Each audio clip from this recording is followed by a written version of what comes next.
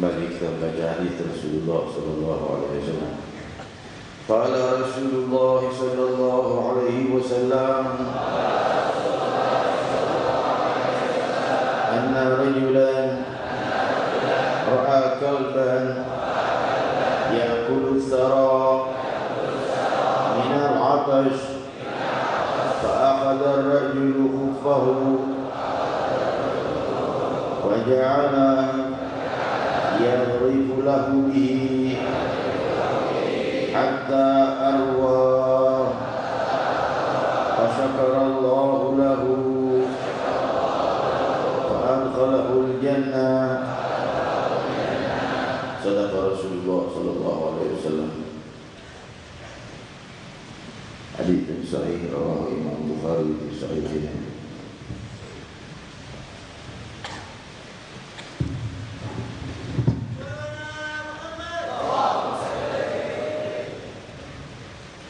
Hamdan li Rabbil khassana bi Muhammadin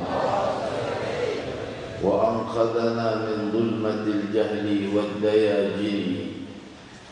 Alhamdulillahilladzi hadana bi'abdihi al-muhtari man da'ana ilayhi bil idni wa qad nadana labbaika ya man dallana wa hadana. Sallallahu alaihi wasallam wa baraka alaihi wa ala alihi.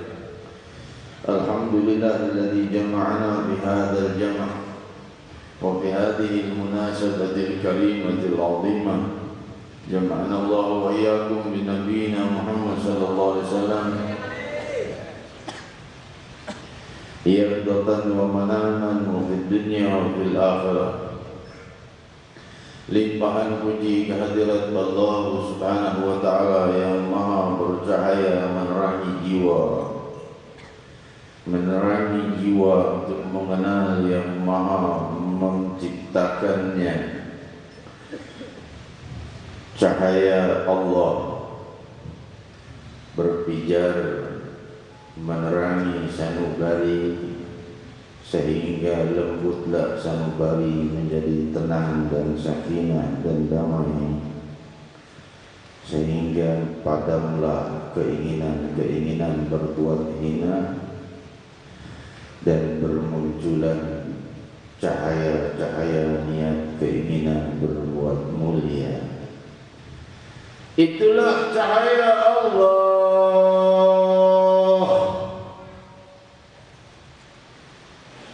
Betapa agungnya ketika muncul di dalam sanubari, sanubariku atau sanubari kalian, sanubari kita, sebutir kerinduan kepada Allah.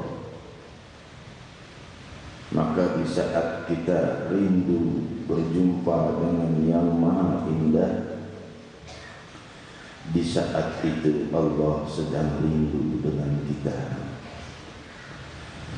Yang disabdakan oleh Rasul sallallahu alaihi wasallam di dalam hadis qudsi riwayat sahih Bukhari, "Man ahabba liqa'i ahbabtu liqa'ahu." Barang siapa yang rindu berjumpa dengan Allah, Allah rindu berjumpa dengannya. Lewat sekian puluh tahun, belasan tahun, adakah detik-detik kita merindukan Allah? Apa yang kita rindukan selama ini? Sejak 24 jam bangun dari tidur hingga malam ini kita akan tidur lagi. Dari kemarin dan sebelumnya, yang tidak satu detik pun, detik yang lalu bisa kembali lagi atau bisa dikedepankan lagi. Detik yang sudah lewat dan sudah tertulis catatan amal pahala dan dosa kita.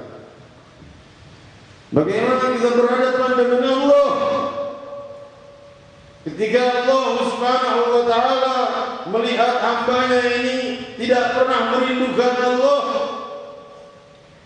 Bersabda Rasulullah sallallahu alaihi wasallam riwayat sahih Bukhari, "Wa man abghadha liqa Allah, abghadha Allah liqa'ahu." Barang siapa yang tidak mau berjumpa dengan Allah, tidak terlintas jumpa dengan Allah, Allah tidak mau jumpa dengannya. Kemana tempat orang yang tidak mau dijumpai Allah ini? Mereka belum sempat dihisab, mereka sudah sampai ke dalam neraka waliyadzubillah, karena Allah tidak mau melihatnya, Allah tidak mau menjumpainya, karena tidak terlintas di dalam hatinya di masa hidup untuk menjumpai dan untuk merindukan perjumpaan dengan Allah. Namun barang siapa yang rindu berjumpa denganku, aku rindu berjumpa dengannya. Adakah detik-detik terindah di dalam kitab amalmu ketika dibacakan di hadapan Allah? Detik-detik kau sedang dirindukan Allah. Rindu Allah, dirindukan Allah. Kita rindu pada Allah hal yang terluhur dari semua, yang luhur dari semua sifat yang ada dalam jiwa kita. Tapi bagaimana mulia dan luhurnya orang yang dirindukan Allah? Ia lewati usianya dalam kerinduan kepada Allah. Rabbi kehidupan dunia yang indah ini jangan sampai menghalangi kami daripada kerinduan kepadamu. Musibah dan kenikmatan yang kami lewati jangan sampai membuat kami terjauhkan dari rindu padamu. Ya Allah,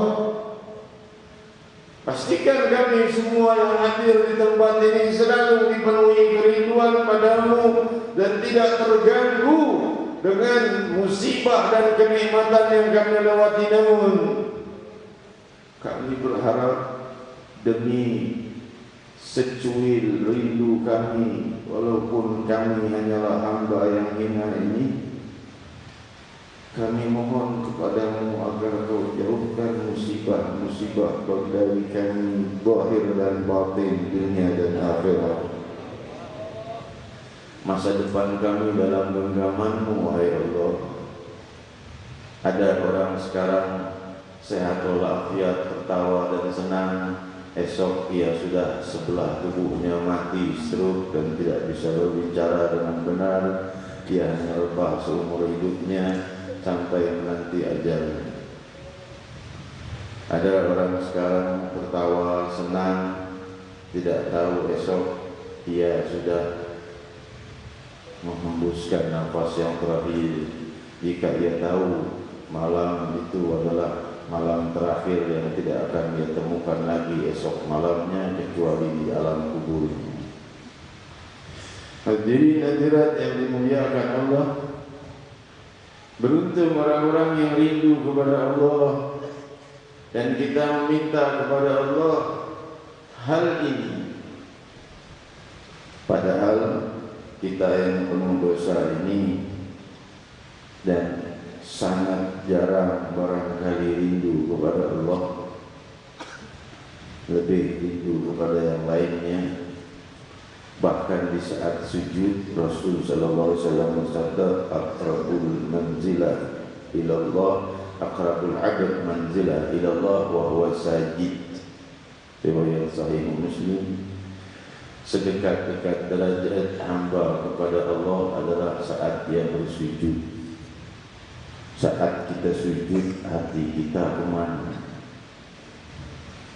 Orang-orang yang saleh, hati dirinya sujud atau tidak sujud, hatinya tetap sujud rindu kepada Allah dan penuh doa. Mau sujud, mau terangkat dari sujud, mau jalan, mau bicara, mau apa yang dia perbuat, jiwanya tetap sujud kepada Allah. Kita barangkali ada yang puluhan tahun sholat, hatinya belum pernah sujud kepada Allah, belum pernah rindu kepada Allah, belum pernah cinta kepada Allah, bahkan tidak terpikir untuk cinta dan rindu kepada Allah.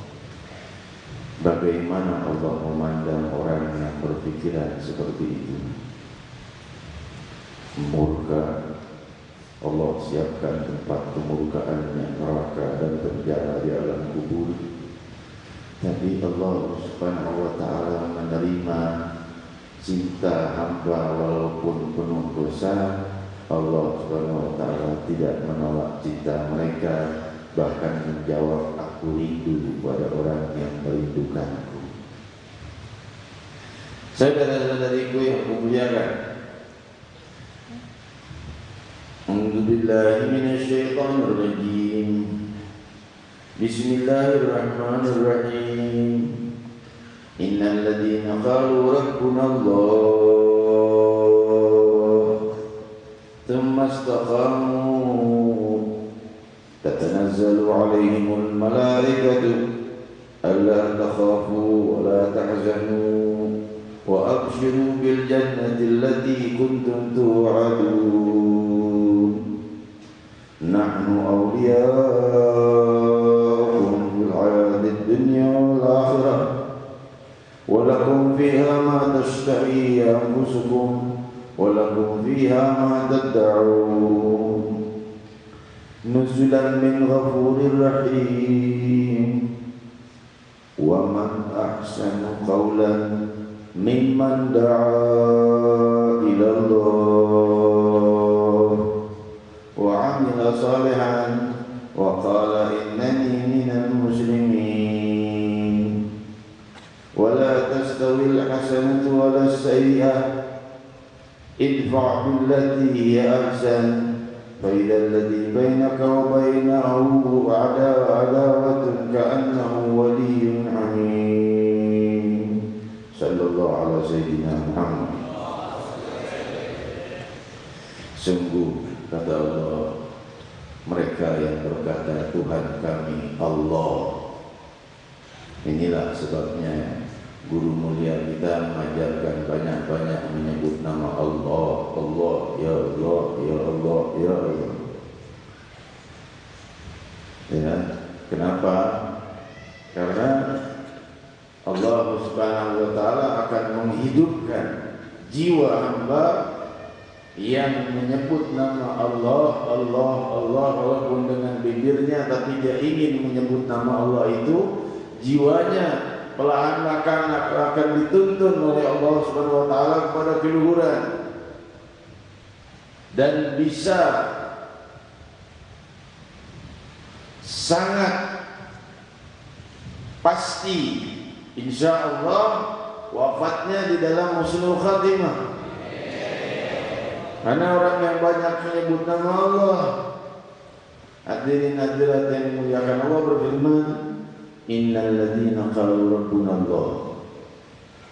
Mereka yang berkata Tuhan kami adalah Allah, tsumma istaqamu, lalu mereka beristiqamah semampunya. Tentunya Allah tidak memaksakan lebih dari kemampuan kita, tapi terus berusaha untuk memperbaiki diri, menjauhi kehinaan dan menjalankan keluhuran. Mastaqamu tatanazzalu alaihimul malaikah. Allah turun naikkan malaikat untuk mereka, terus malaikat menaungi mereka. Apa-apa yang ada di masalah mereka, mereka dalam kesulitan, para malaikat mendoakan kesulitannya selesai. Karena orang itu sakit, malaikat mendoakannya sembuh. Orang itu terkena sihir, malaikat menghalangi sihirnya. Orang itu diganggu jin, jin itu disingkirkan oleh malaikat. Tatanazzalu alaihimul malaikat. Saya berfirman, Allah takhafu wa la tahzanu. Jangan kalian takut, wahai orang-orang yang beristiqamah dan menyebut Tuhanku adalah Allah. Jangan takut dan jangan risau. La takhafu wa la tahzanu wa abshiru bil jannah. Kabar gembira sudah sampai sebelum jauh terjadi.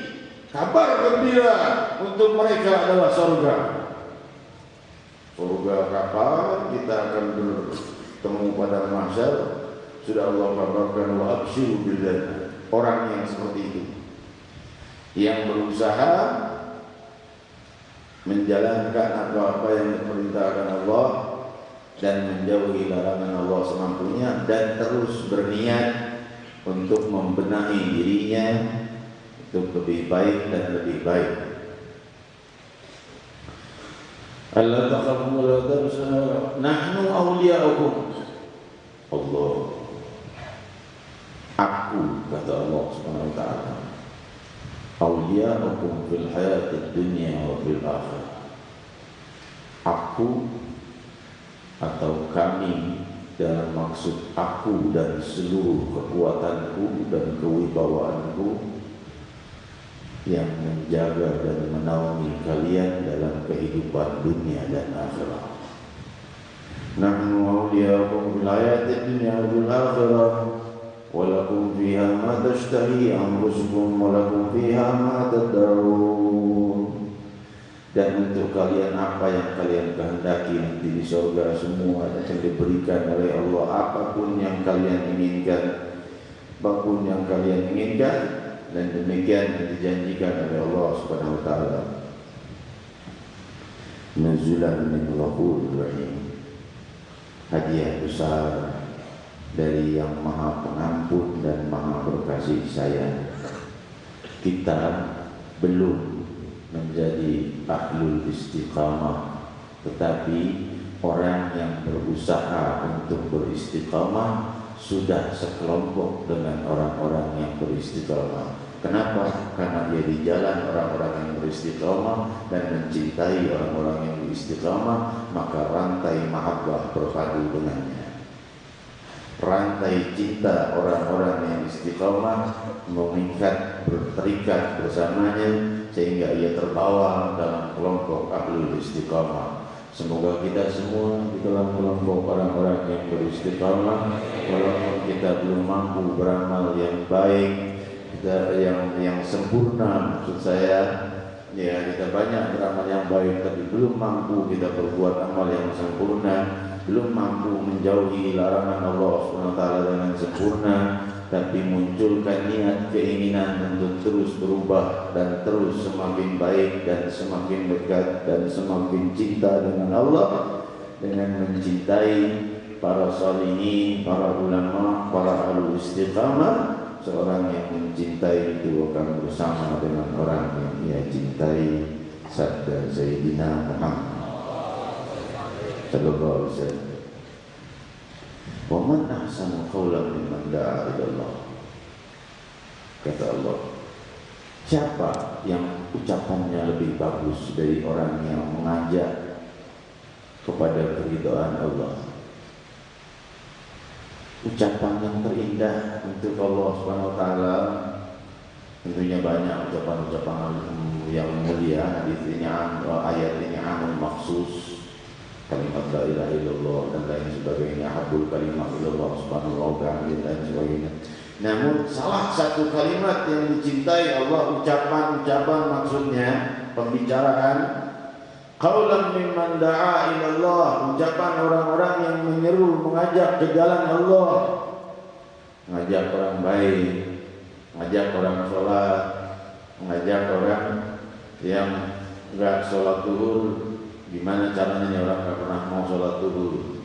Saya sholat zuhur, dia enggak mau sholat zuhur. Ya udah, temenin saya dong sholat zuhur berjamaah, itu pahalanya lebih besar 27 kali lipat daripada sholat sendiri. Ya saya malas sholat, ya udah temenin. Sebagai kamu mau jadi imam, mau jadi makmum. Kalau perlu jadi imam, suruh jadi imam. Kalau dia bisa sholat. Kalau dia merasa ya sudah, saya minta tolong dong, sudah dapat pahala nih, dapat pahala berjamaah. Hal seperti itu mengajak dia sholat. Allah Subhanahu wa ta'ala kita harapkan memberikan kepada dia butiran hidayah. Di waktu asar dia tidak lagi diperintah, dia sudah sholat sendiri, malah mencari teman lagi. Sholat jamaah 27 kali lebih besar daripada sholat. Dia selepas sholat di masa jiwanya tenang. Tenangnya kalau sholat dibanding gak sholat. Datang adzan lagi waktu sholat nih, dia akhirnya sholat. Demikian hadirin hadirat, hal seperti ini adalah bentuk-bentuk yang bisa kita amalkan dengan mudah, ya, lewat handphone, lewat SMS, lewat chatting dan lain sebagainya, Facebook dan lain sebagainya, yang siang dan malam menghiasi para pemuda-pemudi kita ini, menghiasi dengan kehinaan atau menghiasi dengan keluhuran. Tanya dirimu sendiri apa yang kau perbuat, apa yang kau perbuat untuk menghiasi hari-harimu. Menghiasinya dengan keluhuran atau menghiasinya dengan kegelapan dan kehinaan untuk munculnya musibah di masa depan. Hadirin hadirat yang dimuliakan Allah, sampailah kita pada hadis agung ini, di mana Rasul sallallahu alaihi wasallam menjelaskan. Ini hadis tentunya sering kita dengar cerita seperti ini. Ini ada dua riwayat di dalam Sahih Bukhari.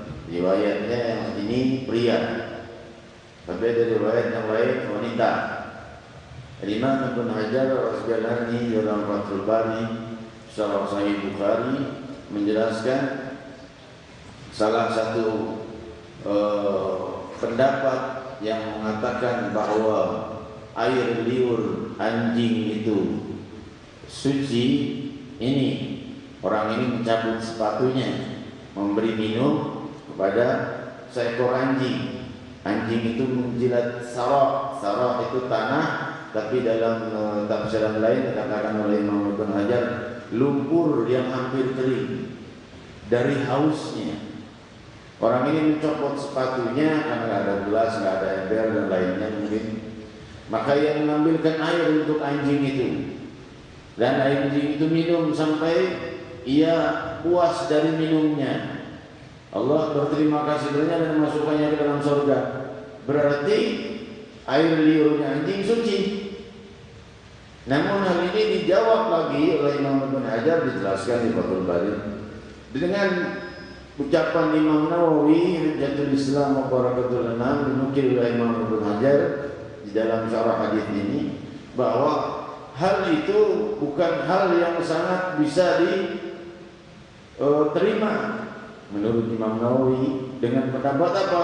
Karena tidak menutup kemungkinan orang itu membuang sepatunya, tidak memakainya lagi karena tahu najis, dan tidak menutup kemungkinan orang itu mencuci lagi sepatunya 7 kali dengan lumpur sehingga bersih. Tidak teriwayatkan di dalam hadis itu, tetapi itu menunjukkan hal yang sangat waham atau hal yang sangat tidak mungkin dijadikan dalil bahwa air liur anjing itu suci. Saudara-saudariku yang dimuliakan, sungguh Rasul sallallahu alaihi wasallam di hadis sebelum ini menyebutkan di dalam Sahih Bukhari, hadis sebelumnya, bahwa barang siapa yang disentuh oleh anjing dan dia membasuhnya dengan 7 kali basuhan. 7 kali basuhan. Salah satunya dengan tanah atau dicampur.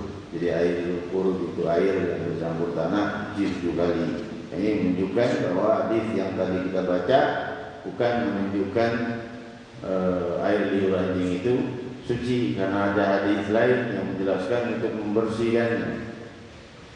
Maka hadirin yang membersihkannya 7 kali. Anjing,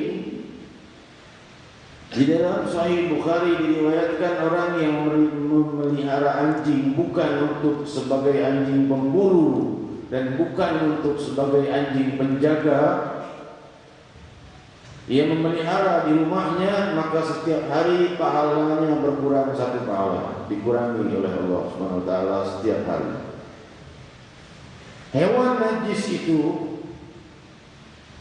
tidak protes dicipta Allah sebagai hewan najis.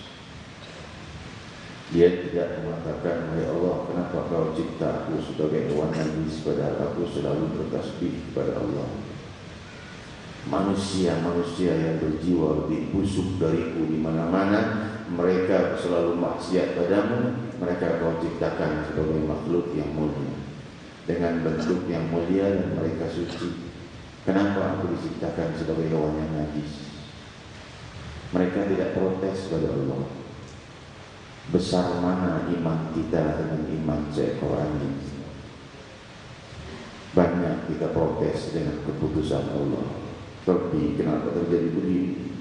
Rabbi, kenapa terjadi begini? Rabbi, kenapa kau berbuat aku seperti ini? Kita memprotes ketentuan Allah Subhanahu wa taala. Iman kita mana lebih kuat dengan seekor anjing itu? Hadirin hadirat yang dimuliakan Allah, lihat dalam hadis ini, anjing ini seakan memberi syafaat kepada orang ini untuk masuk surga, menjadi penyebab dia masuk surga. Karena apa? Karena ia diberi minum oleh seseorang, dia kehausan diberi minum oleh seseorang, Allah Subhanahu wa taala membalas dengan berterima kasih. Anjing tidak bisa berterima kasih intinya pada orang ini. Allah yang berterima kasih kepadanya dan Allah masukkannya ke surga. Ini masuk surga sebab karena anjing. Hadirin hadirat yang dimuliakan Allah Subhanahu wa taala, kalau Allah ingin memasukkan hambanya ke surga, walau lewat anjing sekalipun bisa Allah masukkan ke surga. Lebih-lebih lagi Sayyidina Muhammad. Seekor anjing bisa menyebabkan masuk orang masuk surga. Hewan najis, di mana semulia-mulia makhluknya Allah yang memang dijanjikan oleh Allah, aku ana awal syafi' yaumil qiyamah. Aku adalah orang yang pertama kali memberikan syafaat di hari kiamat. Hadirin hadirat yang dimuliakan Allah, demikian yang perlu kita renungkan betapa agungnya Allah Subhanahu wa taala dan betapa lemah lembutnya Allah Subhanahu wa taala. Kita lihat lemah lembutnya Allah Subhanahu wa taala kepada orang-orang yang jahat. Salah satunya Firaun. Ya. Firaun ini kan salah satu tokoh, ya, tokoh besar dalam kejahatan. Ya. Ini kelompoknya masuk dalam kelompok mungkin 10 besar atau 2 besar, ya, karena ada ikhtilaf. Ada yang mengatakan orang paling jahat itu Firaun, ada yang mengatakan yang paling jahat itu Bilal. Hadirin hadirat yang dimuliakan Allah, yang mengatakan yang paling jahat adalah Bilal karena Allah Subhanahu wa taala melaknatnya 2 kali dalam satu ayat. Satu ayat 2 kali melaknat Bilal. Tabbat yada Abi Lahab wa tab. Tabbat yada Abi Lahab wa tab. Tab artinya kecelakaan, celaka. Dalam satu ayat 2 kali disebut celaka. Enggak ada di Quran satupun hak orang yang dimurkai Allah sampai dikatakan celaka atau dilaknat oleh Allah 2 kali dalam satu ayat kecuali Abu Lahab. Itu hujahnya. Namun hujah yang mengatakan Firaun ini yang paling jahat karena dia mengaku sebagai Tuhan disebut oleh Allah Subhanahu wa taala. Ana rabbukumul a'la. Aku Tuhan kalian yang maha tinggi. Itu kata Firaun. Tapi apa yang Allah perbuat kepada Firaun?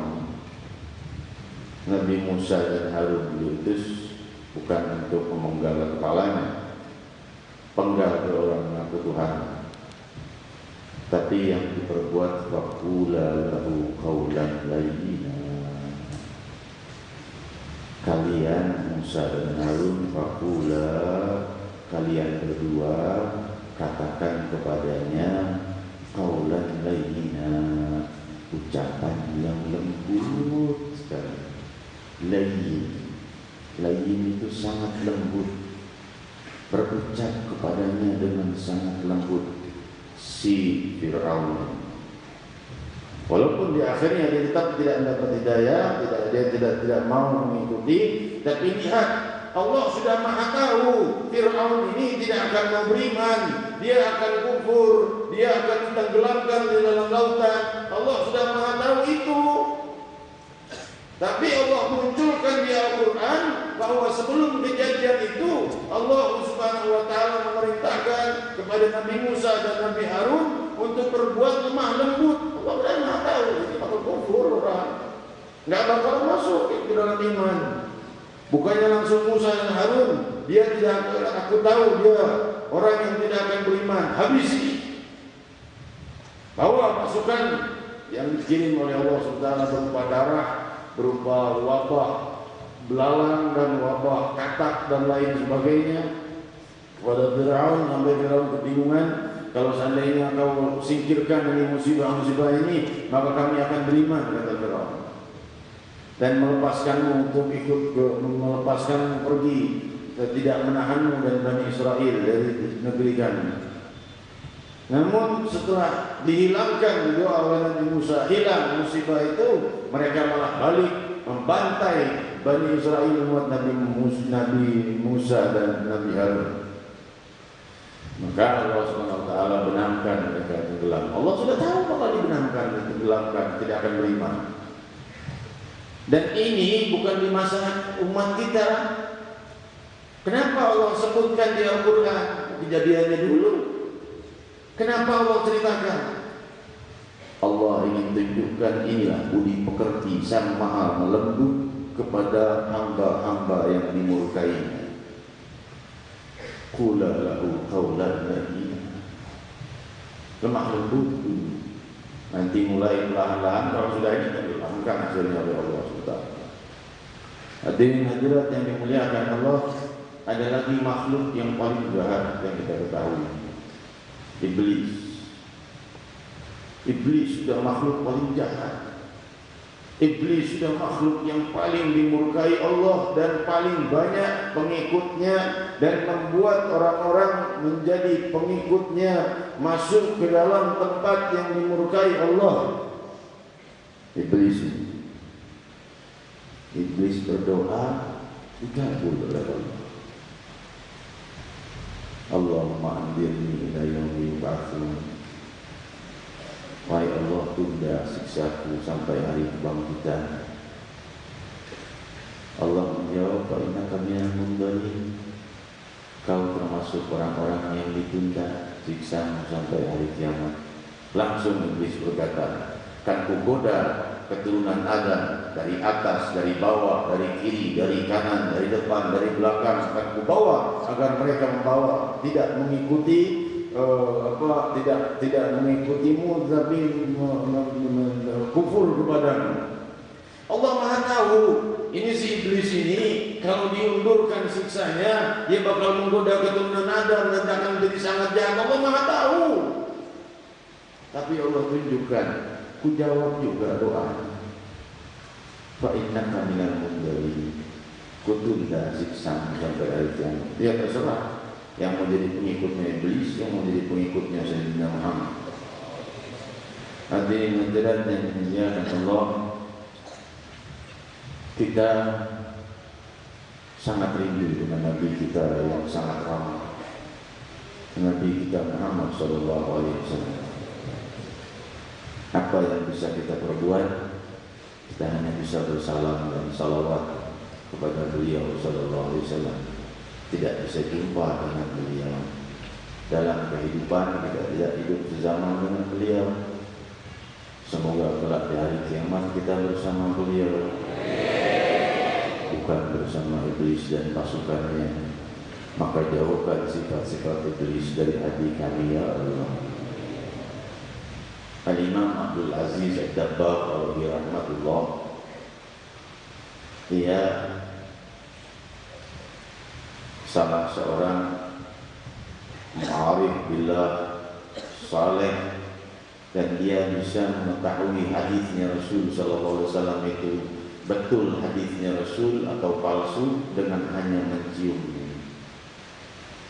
Hadis itu ditulis, dicium oleh Imam Abdul Aziz Ad-Dabbagh.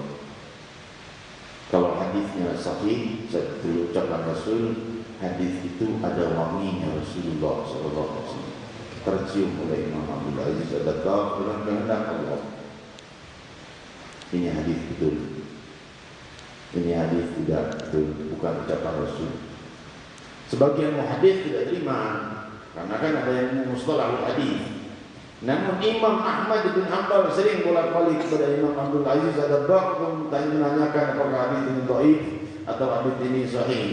Sering Imam Ahmad bin Hanbal bolak-balik kepada Imam Abdul Aziz Ad-Dabbagh alaihi rahmatullah.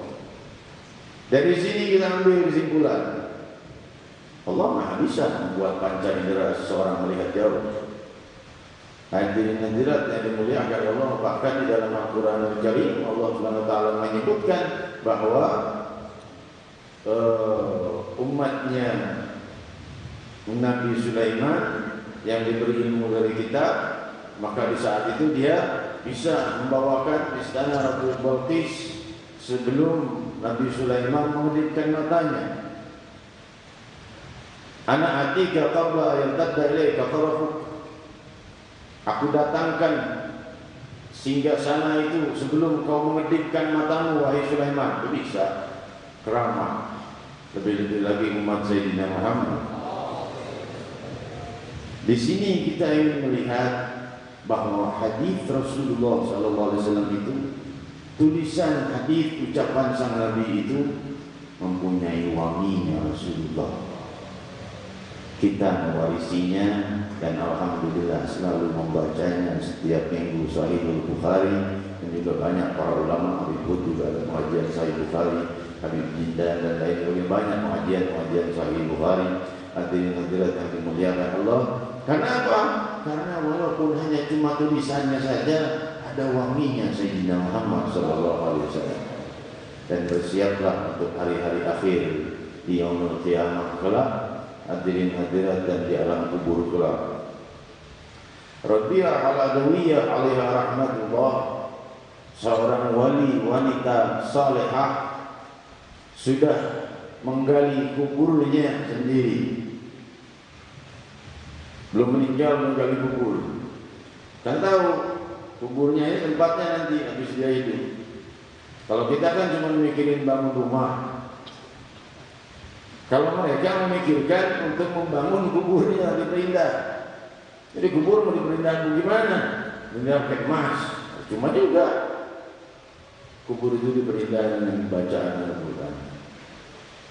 Imam Rabi'ah Sayyidatuna Rabi'ah Al-Adawiyah turun ke kuburnya setiap hari baca Al-Quran. Dalam kuburnya naik lagi diterangi dengan Al-Quran. Berapa? 7.000 kali khatam Al-Quran di kuburnya. Sebelum dikuburkan, sebelum wafat, dia membangun rumahnya untuk setelah wafatnya. Sayyidina Al-Habib Mustafa Al-Muhdar sahibul Guairah Hadramaut Al-Habib Mustafa Al-Muhdar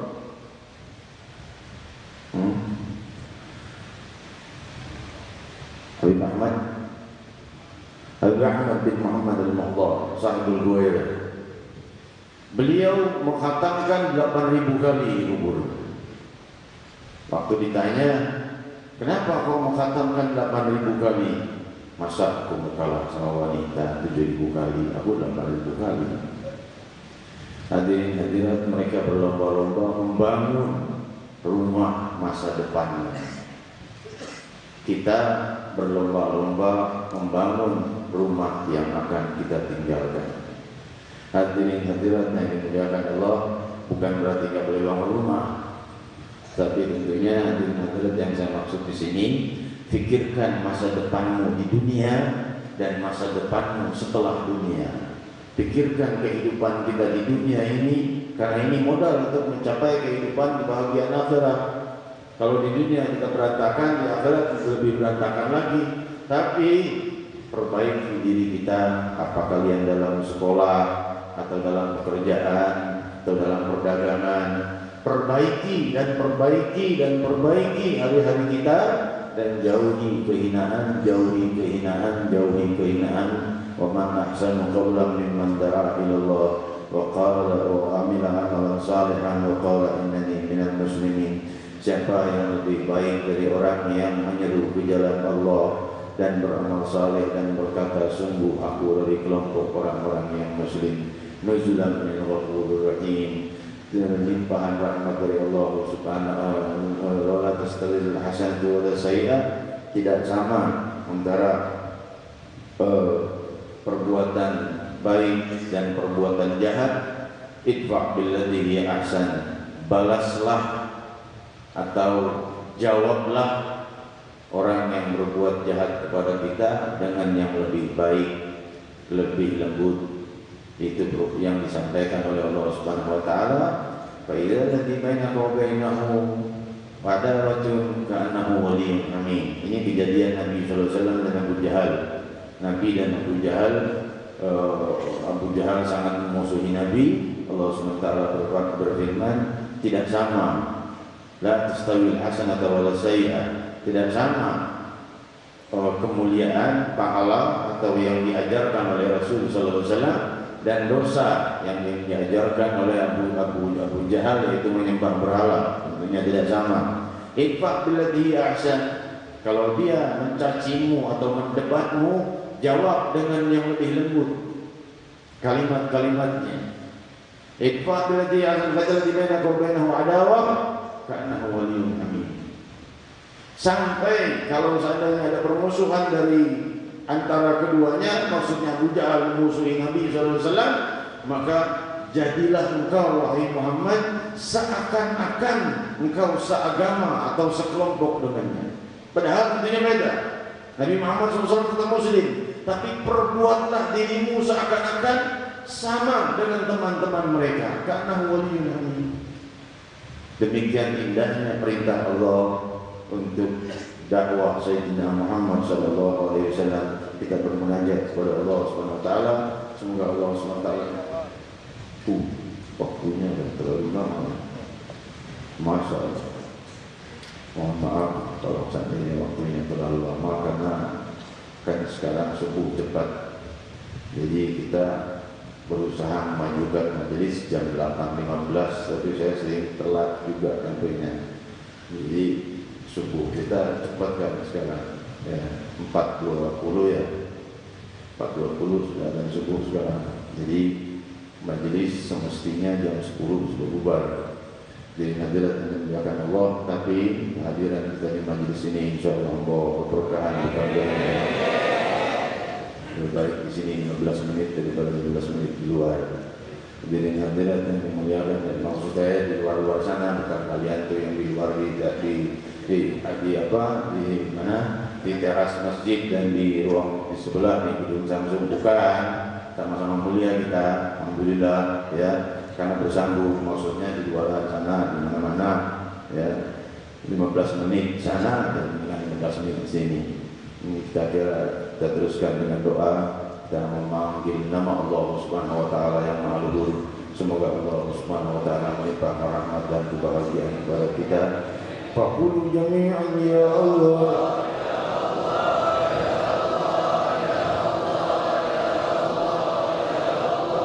Ya Allah, ya Allah, ya Allah, ya Allah, ya Allah, ya Allah. Wahai yang Maha Dermawan, wahai yang sangat menginginkan kami dekat kepadamu, menjadikan setiap pahala kami 10 kali lebih besar hingga 700 kali lipat, dan menjadikan dosa hanya satu saja tetapi bisa pula kau limpahi pengampunan. Siapa yang punya kebaikan seperti ini selainmu ya Allah? Sungguh tiada kecuali Engkau ya Allah, ya Allah. Kau memasukkan surga untuk hamba-Mu walau hanya sebab seekor anjing. Jika Kau kehendaki memasukkan hamba-Mu ke surga, Kau masukkan walau sebab seekor anjing. Ya Allah, hanya memberi minum seekor anjing yang kehausan. Bagaimana dengan yang memanggil nama-Mu ya Allah, merindukanmu ya Allah? Beri kami kerinduan, beri kami kerinduan kepadamu ya Rabb. Ya Allah, memang belum pantas bagi kami rindu kepadamu karena terlalu banyaknya dosa-dosa kami. Bagaimana pantas hati ini menyimpan kerinduan padamu? Tapi itu persangkaan kami. Namun kami bersangka baik kepadamu, Engkau jauh lebih baik dari yang kami sangka. Salahkah kami ya Allah? Kau jauh lebih baik dari yang kami sangka ya Allah.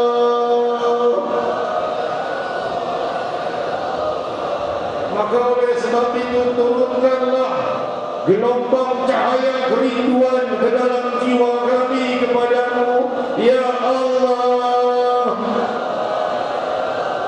Dalam rumah tangga kami, dalam pekerjaan kami, dalam segala aktivitas kami, dalam sekolah kami, hati kami tetap jadikan ada kerinduan kepadamu ya Allah. Dalam keadaan apapun hati kami ada keinginan makan dan minum. Keinginan makan dan minum tetap ada, tidak pernah lepas di hati kami. Mulai bangun hingga tidur, kami ingat bangun makan pagi, kami ingat siang akan makan siang, kami ingat nanti malam aku akan makan malam. Wahai Allah, jadikan kami rindu padamu lebih dari itu, lebih.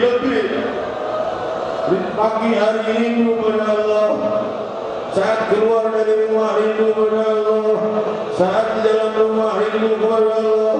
Ya Allah, kami tidak lupa memakai pakaian.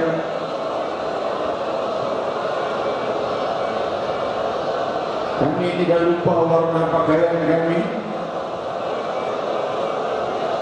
Maka beri pula kami kerinduan, ya Allah, untuk berjumpa dengan Zat yang Maha Indah. Orang yang merindukanmu tidak akan kau siksa, ya Allah. Hadirin hadirat, jika saat ini hatimu sedang rindu ingin jumpa dengan Allah, maka saat ini Allah sedang rindu kepadamu. Ya Allah, diriwayatkan di dalam tafsir Imam At-Tabari, ketika seorang sudah masuk ke dalam surga, Allah Subhanahu wa taala memanggil seorang dari mereka, kau di hari anu tanggal sekian berbuat kesalahan, bersangka buruk kepadaku, betulkah hambaku? Yang menjawab, betul wahai Allah. Engkau di hari anu, di tempat anu, tanggal sekian kau menyangka buruk kepadaku, betul wahai Allah. Bukankah telah kau ampuni? Allah berkata, telah aku ampuni dosa-dosanya. Kau sudah di dalam surga. Dan di saat-saat kau mengingatku, saat-saat itu aku sedang mengingatmu. Ya Allah, Allah akan berfirman kepada mereka yang hadir di majlis-majlis zikir. Kalau mereka sudah masuk ke dalam surga, maka Allah berkata, saat kalian dulu berzikir di dunia itu, saat itu aku sedang mengingat kalian. Saat kalian merindukanku di tempat anu, di hari anu, saat itu aku sedang merindukan kalian. Ya Allah, ya Allah, alangkah indahnya Allah, alangkah indahnya hati yang terhubung dengan kerinduan Allah. Cahaya terbesar yang dibawa makhluk yang paling rindu dan paling dirindukan Allah, Sayyidina Muhammad. Ya Allah, jangan jadikan kami bosan berpikir padamu. Di antara kami telah berpikir untuk meninggalkan majlis, untuk berhenti dalam menyebut namamu, untuk aktivitas lainnya. Aktivitas apa selainmu yang lebih mulia? Ya Allah, ya Allah. Namun demikian lemahnya kami, beri kami kekuatan untuk berzikir bersama dan berzikir sendiri masing-masing di tempatnya. Ya Allah, salah satu kelompok yang dinaungi Allah, rajulun dzakarallah fafadat ainah, riwayat Sahih Bukhari. Salah seorang yang dirindukan, yang dinaungi Allah. Salah satu kelompok yang dinaungi Allah di saat tidak ada naungan selain naungan Allah adalah orang yang ketika mengingat Allah mengalir air matanya. Ya Allah, air mata kami mengalir karena sedih, ditinggal kerabat atau terkena musibah atau lainnya. Mungkin air mata kami belum pernah mengalir merindukanmu, ya Allah. Air mata ini akan bersaksi di hadapanmu, kami tidak pernah mengalir untuk kerinduan padamu, wahai Allah.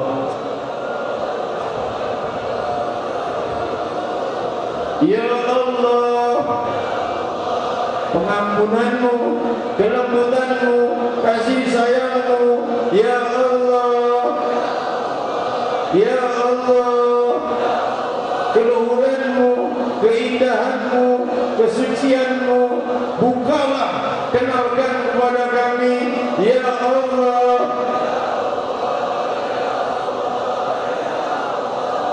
limpahi kami kedamaian dan ketenangan. Juga bagi kota kami, limpahkan kedamaian dan ketenangan.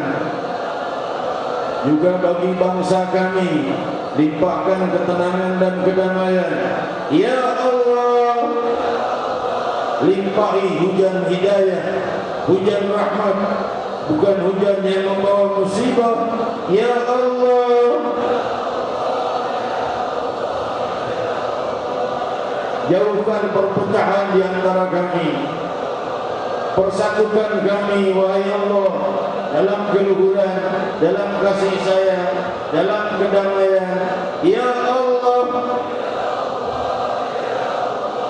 Ya Rahman, Ya Rahim, Ya Allah,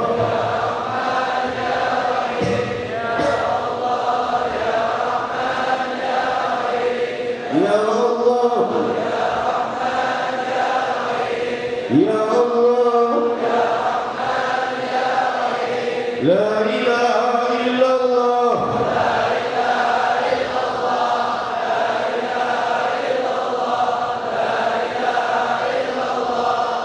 Man qala la ilaha illallah khalisan min qalbihi harramahullah 'alan nar. La ilaha illallah, la ilaha illallah. Barang siapa yang mengucap la ilaha illallah ikhlas dari hatinya, Allah haramkan dia dari api neraka. La ilaha illallah, la ilaha illallah al-azimul halim.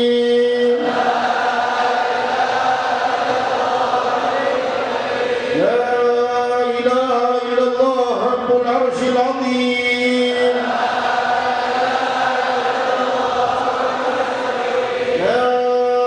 La ilaha illallah rabbus samawati wa rabbul ardi wa rabbul arsyil karim.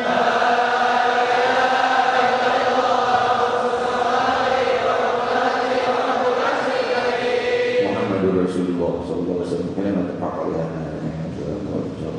Hadirin, kenapa saya selalu membaca ini di akhir la ilaha illallah al-azimul halim, la ilaha illallah rabbul arsyil azim, la ilaha illallah rabbus samawati wa rabbul ardi wa rabbul arsyil karim? Karena sebagaimana riwayat Sahih Bukhari yang pernah kita baca, bahwa Rasul jika datang musibah membaca ucapan itu, la ilaha illallah al-azimul halim, la ilaha illallah rabbul arsyil azim. Jadi saya selalu ulang-ulangi supaya kalian hafal. Nah, itu diajarkan oleh guru mulia kita juga, Al-Habib Umar bin Muhammad bin Salim bin Habib Al-Arifullah Al-Muslim. Beliau menyampaikan itu, mengajarkan kepada kita untuk bahkan mentalkinkannya kepada kita untuk mengucapkannya. Jadi kita kalau terkena musibah, perbanyak kalimat itu, Allah Subhanahu Wa Taala akan segera menyingkirkannya. Dan semoga Allah Subhanahu Wa Taala menjauhkan kita dari segala musibah. Allah Subhanahu Wa Taala menjauhkan kita dari segala cobaan-cobaan yang sangat menyulitkan kita. Allah mempermudah segala masalah kita, menjauhkan segala hal-hal yang menyulitkan kita dalam kehidupan kita dunia dan akhirat, zahir dan batin. Selanjutnya berjelas setengah jam. Biari ridha karena Allah. Ya, ridha karena Allah. Allah yang mau kalian duduk masih di sini seperempat jam lagi tadi di 10:04. Sekarang 10:30. Allah yang mau kalian lebih lambat lagi di sini. Allah Subhanahu Wa Taala ingin melimpahkan cahaya dan nur kepada kita dengan menyebut namanya dan dengan berzikir kepadanya. Nah, selanjutnya kita bersalam kepada Rasul Sallallahu Alaihi Wasallam. Ketemu nggak bisa, paling tidak bersalam kepada Rasul Sallallahu Alaihi Wasallam. Setelah itu doa penutup sebagaimana biasa oleh dan juga kalimat talqin oleh guru kita yang kita cintai, Fadilatul Sayyid Da'i Allah Al-Habib bin Muhammad Tawir Al-Abbas Mata'anallahu bih. Ingat hadits Rasul, barang siapa yang mengucap la ilaha illallah ikhlas dari hatinya, Allah haramkan dia dari api neraka. Jadi nadirat makanya akan ditalqin nanti oleh Habibur. Kita mengikutinya. Kenapa? Supaya Allah apakah cukup dengan la ilaha illallah udah nggak usah lagi ngapa-ngapain, nggak usah sholat, nggak usah zakat, nggak usah puasa, Allah haramkan dari api neraka. Orang yang ikhlas mengucap la ilaha illallah itu akan dibimbing oleh Allah sedikit demi sedikit hingga dia sampai pada keluhuran dan tidak wafat kecuali dalam husnul khatimah, haram dari neraka. Demikian yang dimaksud oleh Nabi kita Muhammad SAW. Ucapan dari dalam hati kita mengucap la ilaha illallah itu menghidupkan seluruh keinginan yang baik dan banyak mematikan keinginan-keinginan yang buruk. Kita bersalam kepada sang Nabi sallallahu alaihi wasallam karena Rasul sallallahu alaihi wasallam bersabda, barang siapa yang bersalam kepadaku, aku menjawab salamnya. Hadirin hadirat yang dimuliakan Allah, musik qadar. Ya Rasulullah, salamun alaik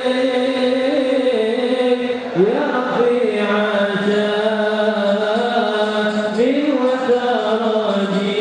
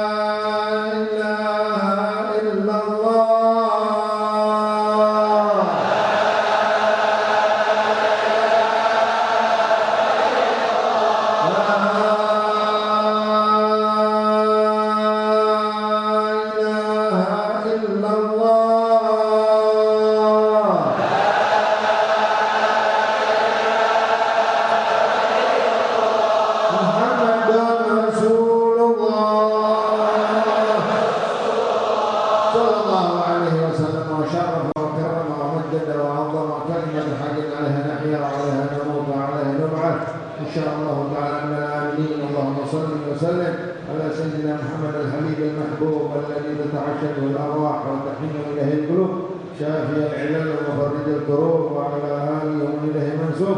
اللهم إنا نسألك زيادة في الدين وبركة في العمر وصحة في الجسم وسعة في الرزق وتوبة قبل الموت وشهادة عند الموت ومغفرة بعد الموت وعفوا من الحساب وأمان من العذاب وجوازا على الصراط ونصيبا من الجنة ورزقنا النظر إلى وجهك الكريم برحمتك يا أرحم الراحمين.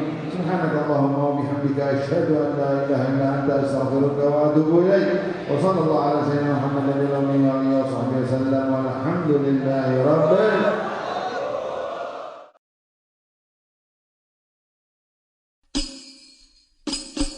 يا أرحم